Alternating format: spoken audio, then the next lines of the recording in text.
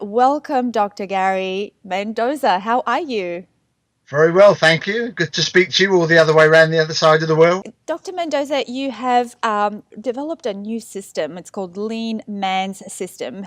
How did you come up with that? That basically was developed from my research, my PhD, and it actually came out of training personal trainers. I got a lot of feedback from trainers over the years, and basically they were just coming back going, "Do you know what? This really works." And it wasn't rocket science; it was just good nutrition education and getting their clients active. And Yes. so I said to the company that I worked with at the time, I said it would be really useful if we had the data to back this up, because obviously it's a good selling point. And so they sponsored me to do my PhD.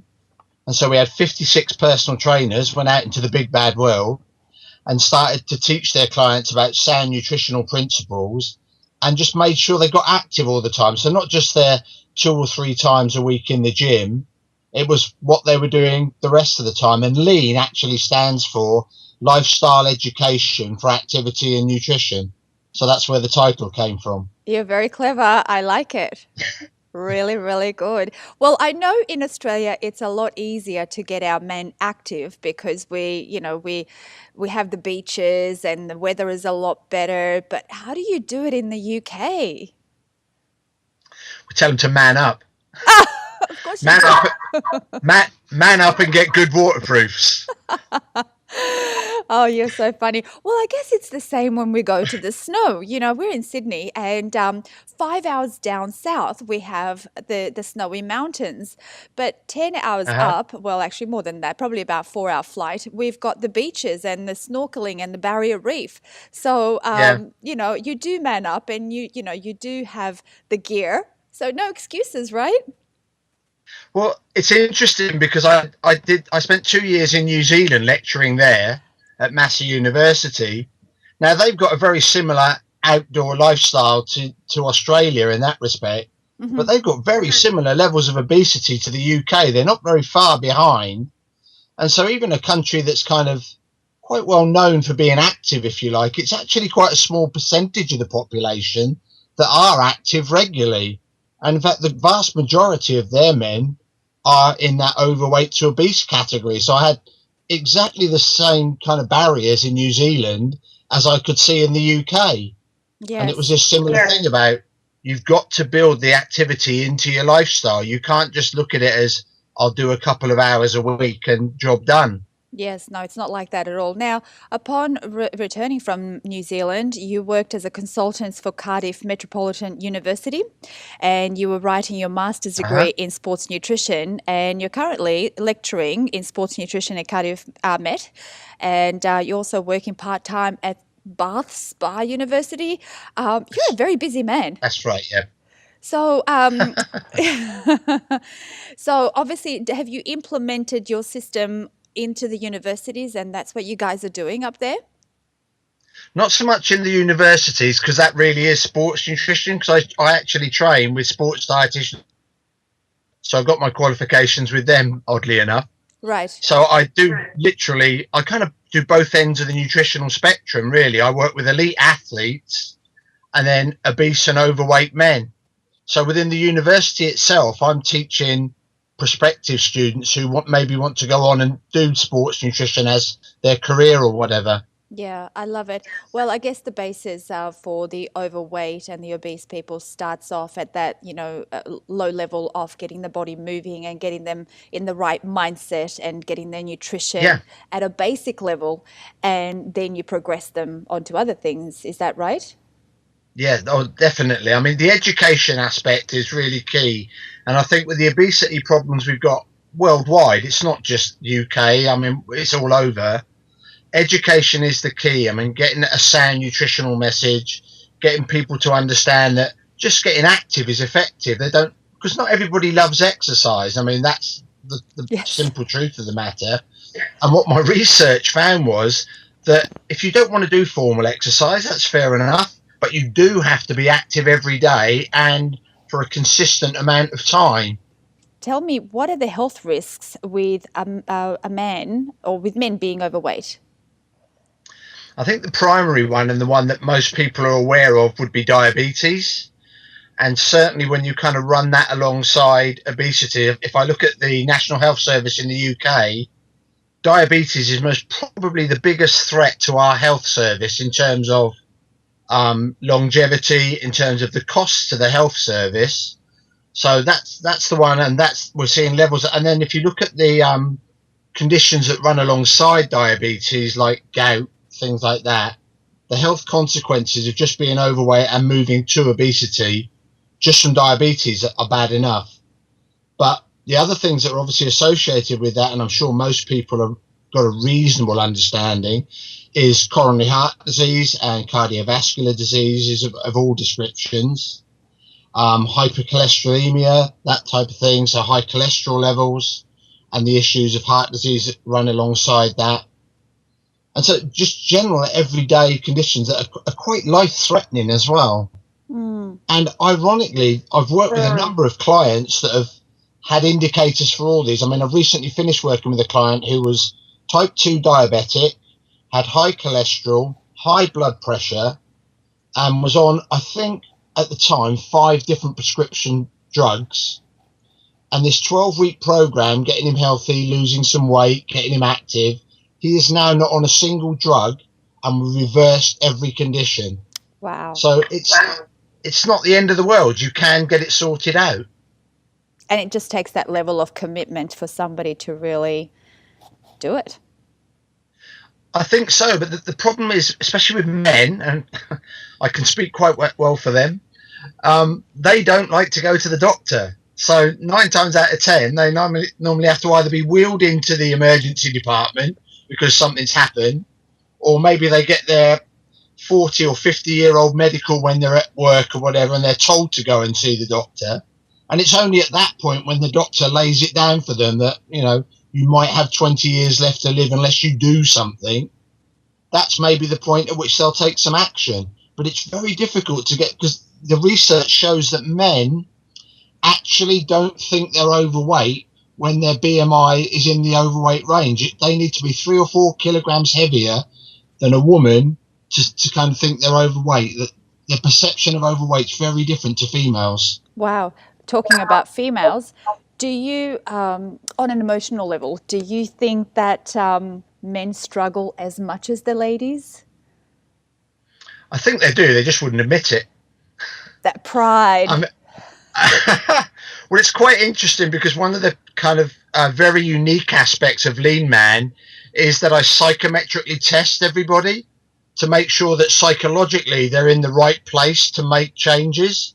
Because my research highlighted that unless you're psychologically ready to change, most of the information just falls on deaf ears.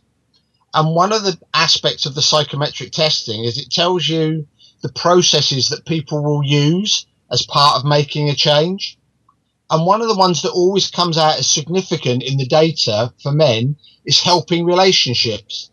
So men really value having support from someone, but I'm sure that if you ask most men, will it be really important that your wife, girlfriend, mates or whatever help you? They'd all turn around and go, no, I don't need any of that. I'm I'm big and butch me. I don't need it. But the psychometric testing shows they clearly do. Oh, you men, really. Oh, we're a different breed. You certainly are. Well, that's why Weight Watchers and Slimming Worlds and these type of weight management clubs and things have all failed with men. Because they've tried to apply a model that works well with females to men, and men go about weight management very differently to women. And so we need to be aware of that when we're trying to design a program that is male orientated. Yeah, so totally. You see, it would be a different thing for a woman because we sort of go, I want to be toned, I want to have that flatter stomach, I want to have nice legs for my man. Whereas the man goes, don't have any issue. If she likes me the way I am, that's all fine. As long as I've got my sexual functions going on, then I'm okay with that. Yeah. Am I correct? Yeah, definitely. I mean, I always jokingly say when I'm training trainers that I say you would never see a woman standing in a bar, rubbing her kind of belly, giving it's all paid for, whereas men will wear a beer gut as a badge of honor almost. It's very odd. Yes, and then if So you look it's at a very different. yeah. It's a different attitude altogether. And I guess I mean, maybe, yeah, go to give ahead. you an example, women perceive diet as a positive thing. They see diet as something they can do to get the body shape they want, and so on and so forth. Men actually tend to perceive diet as being restrictive and meaning they'll have to give something up that they enjoy. So the perception of just that one word is actually very different between males and females. Yes, they perceive it as torturous. Basically, yeah. It's like I've got enough stress in my life. Do you really have to change my life right now?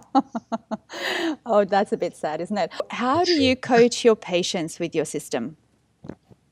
Okay, the system works very simply on a week to week basis. And every week, my clients keep 3 food diaries and 3 activity diaries. So for the whole day, they have to record everything they're doing, eating, activity, whatever. I then analyze those diaries. And then once a week, I have a consultation with the client and we go through what they've done over those 3 days.